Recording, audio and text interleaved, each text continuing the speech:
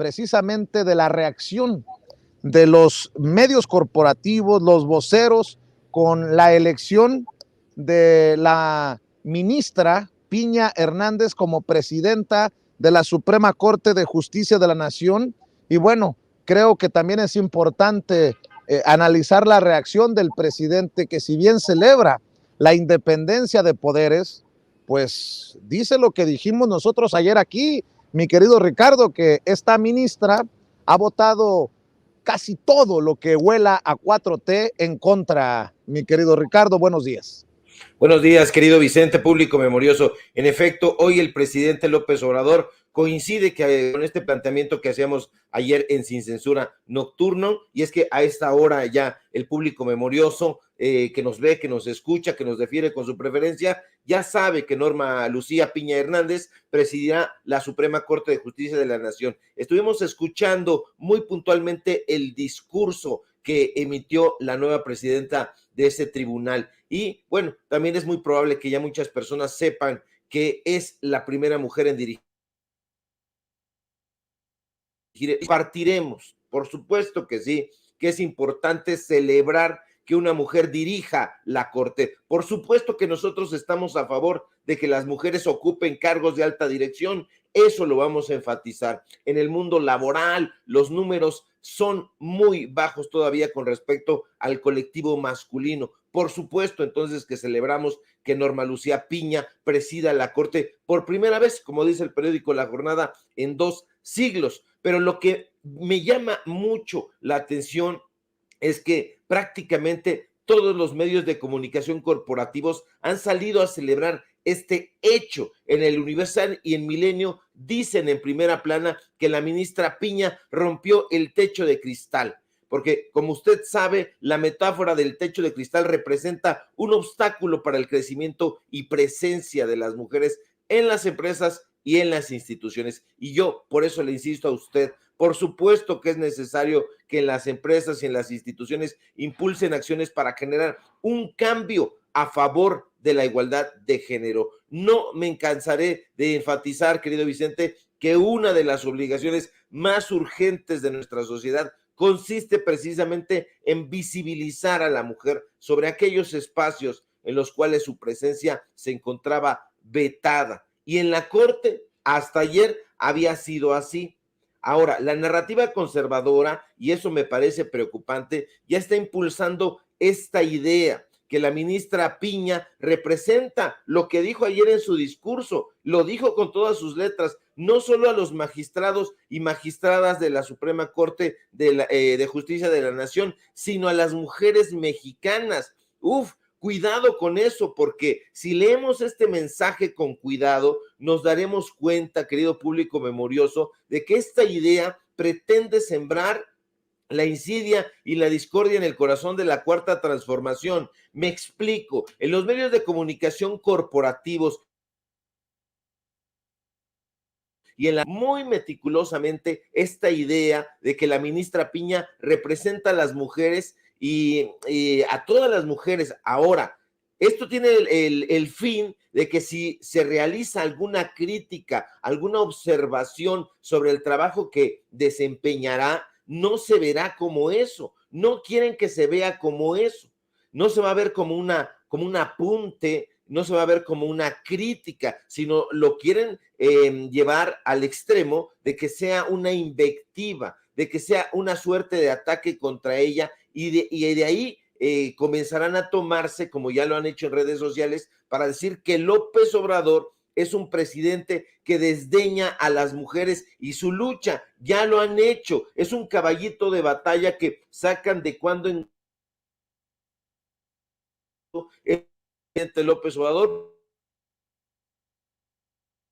o como dijo hoy en la mañanera en el periódico Reforma, donde no hay un solo escritor, un solo colaborador neutral, no los hay. Ahora, afortunadamente, Vicente, la gente sabe perfecto que el gobierno de López Obrador ha sido absolutamente inclusivo. Sí, pueden decir lo que quieran, pero prueba de ello es que tiene un gabinete donde las mujeres tienen una presencia fundamental, y a nosotros nos gustan los datos duros, y usted sabe perfectamente que Rocío Nale está en la Secretaría de Energía, que Raquel Buenrostro está en la Secretaría de Economía, que Leticia Ramírez está en la Secretaría de Educación Pública, que Luisa María Alcalde está en la Secretaría de Trabajo, que Rosa Isela Rodríguez está en la Secretaría de Seguridad y Protección Ciudadana, que Alejandra Frausto está en la Secretaría de Cultura, que María Luisa Albores está en la Secretaría de Medio Ambiente, que Adriana Montiel Reyes está en la Secretaría del Bienestar. Entonces, ¿de qué hablan?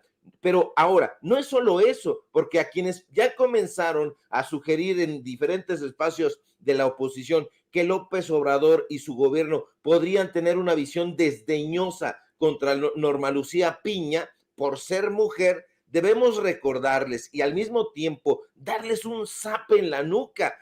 ¿Por qué? Porque hay que recordar que apenas asumir el poder en 2018, López Obrador propuso a la Suprema Corte de Justicia a Juan Luis González Alcántara, pero solamente fue el perfil masculino, porque después, en 2019, propuso a Margarita Ríos Farjat, que hoy ha votado en contra de las propuestas del Ejecutivo Federal, también a Yasmín Esquivel, que ha acusado Guillermo Sheridan, Latinos, y que se le ha venido esta campaña. A ella las propuso en 2019, también propuso en 2021 a Loreta Ortiz, es decir, ha propuesto a 3 mujeres y a un hombre para integrarse a la Suprema Corte de Justicia de la Nación. Con eso debe zanjarse la bobalicona idea de que López Obrador no es incluyente. Aquí lo que realmente preocupa es que la ministra Piña Hernández, a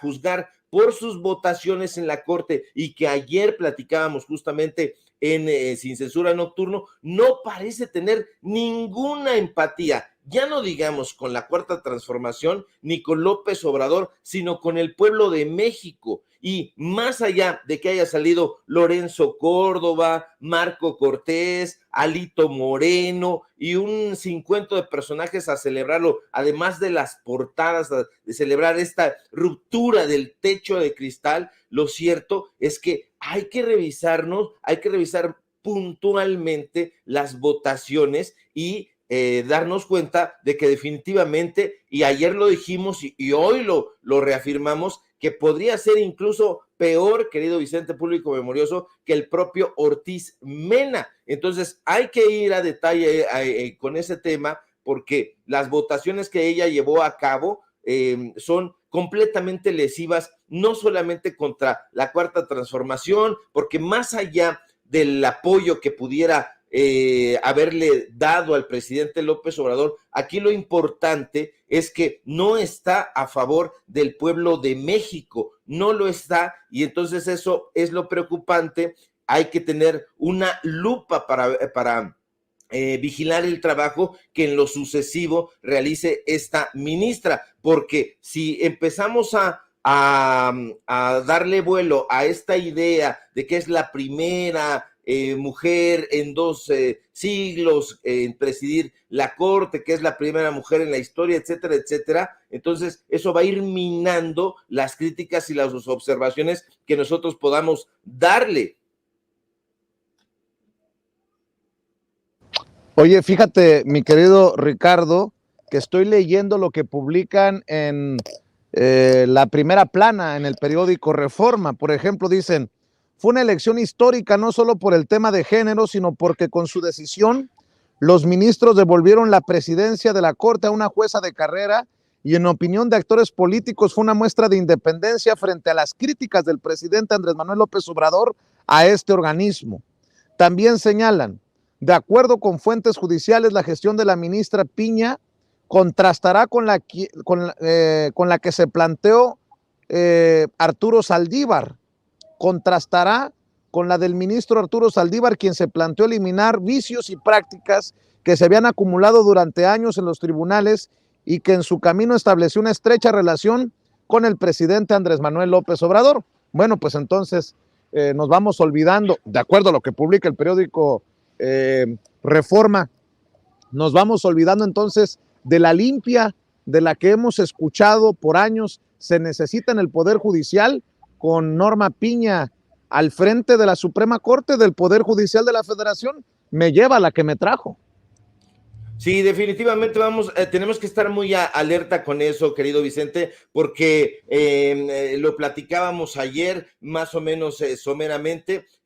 Aquí el medio del asunto es revisar las votaciones que ha hecho esta ministra y nos dimos cuenta de que en sus votaciones ha ido en contra de las propuestas de la Cuarta Transformación. Me explico, porque ahí está el detalle, como diría el clásico Cantinflas. Debemos recordar que el año pasado, en marzo de 2022, la ministra propuso declarar inválido el artículo 24 de la Ley Federal de Austeridad Republicana. ¿Y qué nos decía ese artículo? Bueno, pues prohibía a los ex servidores públicos de alto nivel trabajar en la iniciativa privada durante 10 años. ¿Para qué? Para evitar un conflicto de interés. Y entonces ahí esta nueva presidenta de la Suprema Corte argumentó que 10 años era demasiado, que pues sí, los personajes que habían regulado y supervisado estos trabajos, no debería de ser tan exagerada la medida. Entonces votó en contra. Y un mes después, Piña Hernández volvió a tener en sus manos la ley, el proyecto de la ley de la industria eléctrica que buscaba privilegiar a la Comisión Federal de Electricidad. Aquí nosotros en Sin Censura hablamos al respecto y bueno, ¿qué pasó ahí? También ella la desechó, la desdeñó. Ahora, uno de los casos más emblemáticos que exigían justicia y que lo siguen exigiendo es el caso del exgobernador panista de Tamaulipas, Francisco Cabeza de Vaca. ¿Cuántos programas, cuántas intervenciones no le dedicamos al caso de Cabeza de Vaca? ¿Cuántos reportajes no hicimos en 2022 exhibiendo las corrupciones de este personaje allá en Tamaulipas? Pues bueno, este sujeto, usted debe recordarlo, fue acusado por la UIF de haber dispersado de forma ilícita más de 42 millones de pesos mediante triangulaciones de recursos públicos. Pues cuando tuvo la oportunidad la ministra Piña de posicionarse a favor de la aprehensión contra Cabeza de Vaca, ¿qué cree? Que no lo hizo, votó para que el exgobernador mantuviera el fuero y así, a simple vista, por supuesto que nos damos cuenta de que el conservadurismo ganó, volvió a ganar en la Corte. ¿Y sabe quién perdió? Desde mi punto de vista, la UNAM. La UNAM fue la que perdió porque se prestó a la campaña sucia de la derecha y mucho tiene que explicar, querido Vicente, Enrique Graue, quien dijo en su momento que resultaba evidente la existencia de un plagio, pero que las propias autoridades de la UNAM encargadas de hacer la revisión dijeron que no, que sí se había manipulado y bueno, sacaron ahí un personaje bastante siniestro, extraviado en Xochimilco, que no quería dar entrevistas y luego sí, que solamente dio un audio, pero un personaje bastante siniestro que es el que está defendiendo o es la honra que está defendiendo Guillermo Sheridan, claro, de Seattle. Oye, Ricardo, antes de ir con Eric Gutiérrez, el director de Sin Línea MX, y saludarlo para también debatir, dialogar y dejar la víbora chillando, ayúdame a entender qué carambas está pasando en torno al caso de Yasmín Esquivel, y le ofrezco una disculpa porque va saliendo el sol y puede ver algunas sombras en mi rostro. Déjenme buscar un mejor lugar para transmitir en unos minutos. Pero, a ver, mi querido Ricardo, ayer mismo Yasmín Esquivel dijo esto en el Pleno de la Suprema Corte de Justicia de la Nación en su defensa. Ella se sostiene en su defensa. Dice que poderes fácticos armaron campaña en su contra. Y luego, hoy tenemos información que de la Fiscalía de la Ciudad de México que desmiente un supuesto comunicado que había circulado. Se ha hecho un desmadre en este caso por el supuesto plagio de Yasmín Esquivel, pero quiero que me permitas proyectar lo que dijo en el Pleno en la Suprema Corte de Justicia de la Nación y ya daré a conocer la información que tengo en torno al desmentido de la Fiscalía de la Ciudad de México por este caso. Échalo, David. Decano, presidente de esta sesión, estimadas ministras, estimados ministros, he pedido el uso de la palabra para compartir con ustedes algunas consideraciones que tienen que ver con información que ha venido difundiéndose en los medios y en la prensa en torno a mi persona y aclarar los señalamientos que se han sustentado en deducciones equivocadas en las que han llegado algunos periodistas. Tenemos que estar siempre abiertos al escrutinio público, pero también saber que desde los poderes fácticos hay una manipulación de la información que tiene como propósito abierto incidir en el proceso de la presidencia de esta Suprema Corte de Justicia de la Nación. Esas injerencias constituyen un atentado contra la independencia constitucional de la labor de quienes realizamos las juezas y jueces, así como la propia Corte como institución. En la actual época de la posverdad, tenemos que ser abiertos a las críticas de la función que realizamos como un desafío para explicar nuestro actuar. Ahora tenemos que abordar unidos los cuestionamientos hacia nosotros, hacia este pleno, hacia alguno de los integrantes, hacia el Poder Judicial de la Federación y hacia, por información, pruebas y hechos concretos. En mi caso, como persona apegada al derecho, me presenté ante las autoridades competentes por las vías institucionales, la universitaria, mi alma mater, en la que confío y confiaré siempre, ante la Fiscalía, en la que aporté elementos contundentes que pedía la sociedad y los medios de comunicación. Hoy, con plena tranquilidad y no solo con dichos, sino con base en la resolución de una autoridad, se ratifica que la tesis profesional que presenté para obtener mi grado de licenciatura es de mi autoría y el tema lo concebí mientras estudiaba y era trabajadora de confianza en el servicio público. Hay quienes por razones económicas, cupulares o políticas quisieran debilitar a esta Corte. Yo no me presté ni me prestaré a ello y por eso actué con rapidez a efecto de contener los embates que se pudieran dar hacia mi persona o hacia el Poder Judicial de la Federación y sobre todo que la verdad sea pública y publicitada. Tiempos complejos tiene el poder. Déjame entrar aquí, David. Si a la autoridad a la que se refiere Yasmín Esquivel, la resolución de la autoridad es el comunicado de la Fiscalía, es donde se hace bolas el engrudo.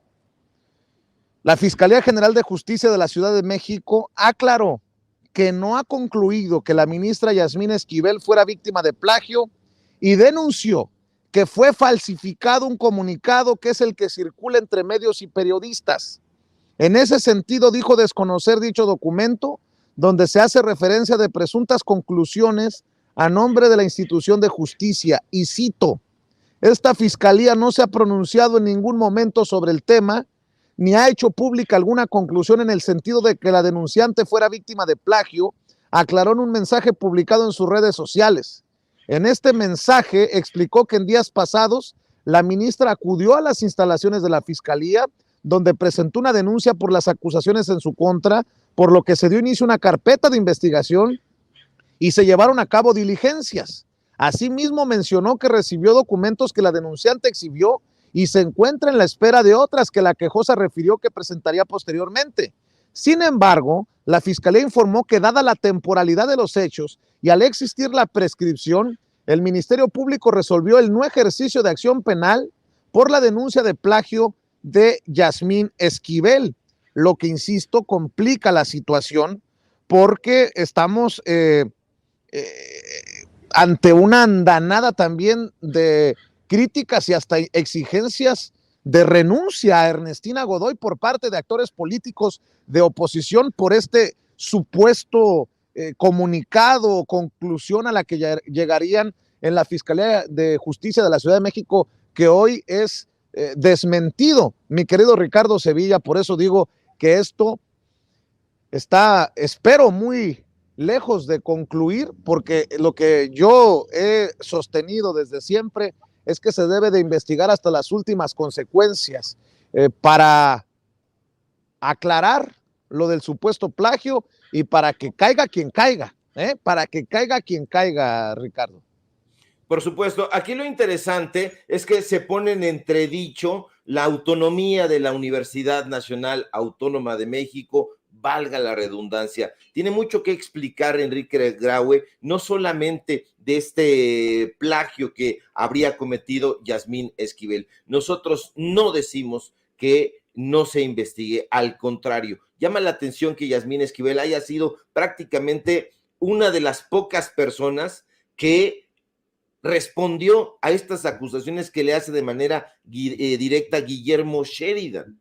Guillermo Sheridan ha enfrentado hacia Altiel a la Triste, a Fabricio Mejía Madrid, a un cincuento de personajes a los que les pone, a Gertz Manero, apenas el año pasado. Entonces ha hecho él es un supuesto cazador de plagiarios. Lo que llama muchísimo la atención es que la Universidad Nacional Autónoma de México se haya prestado a estos golpes en contra de la ministra Yasmín Esquivel, pero al mismo tiempo que esté tolerando que el investigador del Instituto de Investigaciones Filológicas de la UNAM, Guillermo Sheridan, no acuda a trabajar a ese instituto. Lo que llama la atención es que no se haya pronunciado respecto al robo que Guillermo Sheridan hizo de la obra de Octavio Paz. Nosotros lo presentamos aquí la semana pasada. La UNAM no ha dicho absolutamente nada. Nosotros contactamos al DIF, contactamos a la UNAM. Es hora de que todavía no nos responden, apenas un mensaje en la mañana, se van a contactar con usted para aclararle eso. No lo pueden aclarar porque Guillermo Sheridan robó obra que no le pertenece, robó obra de Octavio Paz. Entonces, este personaje, por eso decía el presidente López Obrador, carecen de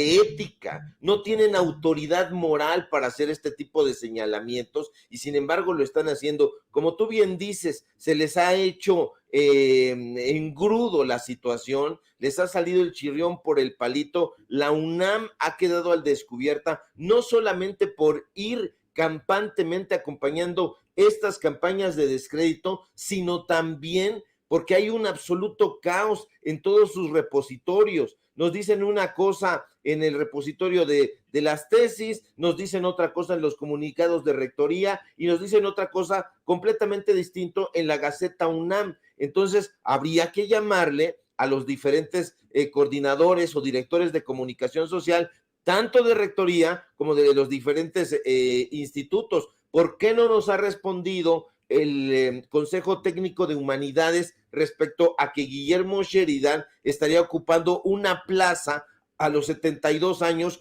cuando el estatuto nos dice que debió haberse ido a los 70 años? Está incumpliendo. En ese sentido, pues está recibiendo el arropamiento de la Universidad Nacional y están dejando desprotegida a otra de sus exalumnas, que es Yasmín Esquivel. Entonces, este personaje tiene muchísima cola que le pisen. Desafortunadamente, no se le había puesto la lupa para analizarlo, como ya lo hizo el presidente López Obrador. Desafortunadamente también, pues es un personaje que está siendo arropado por Enrique Krause, es su gatillero intelectualmente hablando, porque luego nos dicen que ¿por qué hacemos ese tipo de expresiones? Porque no entienden las metáforas. Estos personajes son uña y carne o uña y mugre, trabajan exactamente en contra de los mismos enemigos. Entonces, hay que estar muy atentos porque, como tú dices, querido Vicente, la UNAM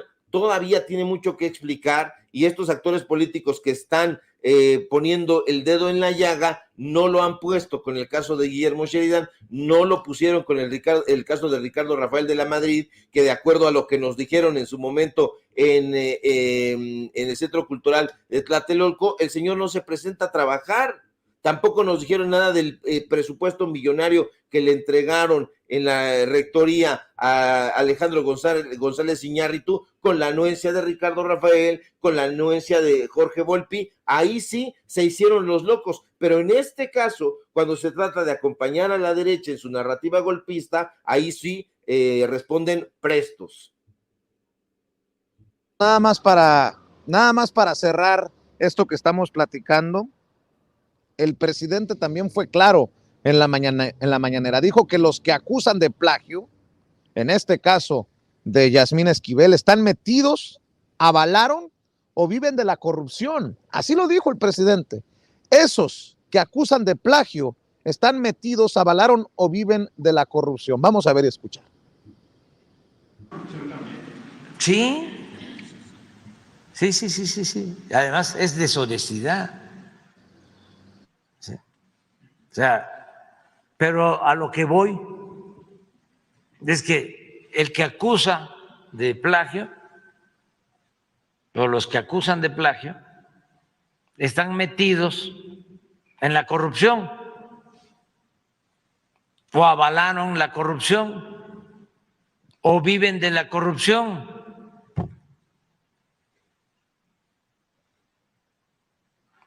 Aquí es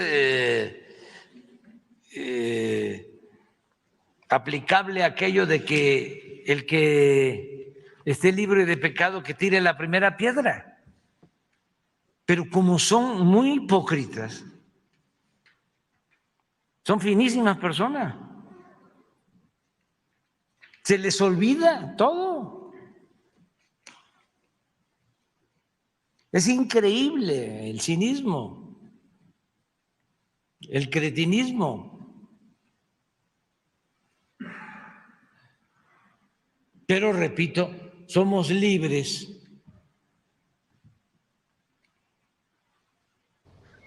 Y lo más importante de todo es que pues hay un pueblo muy consciente, un pueblo que es mucha pieza. Bueno, además, yo nada más no pueden... voy a agregar que, como diría el presidente Andrés Manuel López Obrador, los que acusan de plagio están metidos, avalaron o viven de la corrupción. Esos que acusan de plagio son muy pendejos o muy culebras, porque a Alfredo Gutiérrez Ortiz Mena nunca los vi cuestionar tantos miles de millones de pesos que condonó el excelentísimo, honorable, hoy ministro y cuasi presidente de la Suprema Corte de Justicia de la Nación, cuando fue funcionario del SAT en tiempos de Calderón, por ejemplo, ¿no? Solo como ejemplo. Pero bueno, mi querido Ricardo Sevilla, como siempre es un placer, maestro. Te mando un abrazo y espero que cerremos invitando a la gente en este 2023 a que te lean, a que te vean, a que te escuchen, a que te respalden en tus trincheras, maestro. Claro que sí, querido Vicente, público memorioso. Pues cierras con un tema muy, muy candente. ¿Por qué no cuestionaron a Alfredo Gutiérrez Ortiz Mena? Porque es amigo de Héctor Aguilar Camín, porque es amigo del Grupo Nexos, porque es amigo de Enrique Krause y del grupo que comanda, o sea, Guillermo Sheridan. Por eso no lo cuestionaron, ni lo van a cuestionar. Síganme, por favor, en mis redes sociales. Necesitamos ese apoyo para seguir impulsando el periodismo libre e independiente. En Twitter, @SevillaCrítico, en Facebook, Ricardo Sevilla, así nada más. Síganme en Paralelo 24, ahí publicamos dos reportajes sobre Guillermo Sheridan. Usted los puede ver ahí en el portal. Síganos, por favor, también en el diario Basta. Ahí somos columnistas. Hoy hablamos precisamente sobre la flamante presidenta de la Suprema Corte. Síganme, por favor, en los datos duros. Hoy tenemos informativo en punto de las 8:30 de la noche. Acompáñenos y síganos, por favor, aquí en La Familia Sin Censura, donde somos orgullosamente miembros, colaboradores y periodistas de a pie. Si todo marcha bien, querido Vicente, público memorioso, nos encontramos por aquí el día de mañana. Te mando un fuerte abrazo a ti y a la audiencia. Que así sea, mi querido Ricardo, te mando un abrazo. El maestro Ricardo Sevilla, deja la víbora chillando, habla sin censura.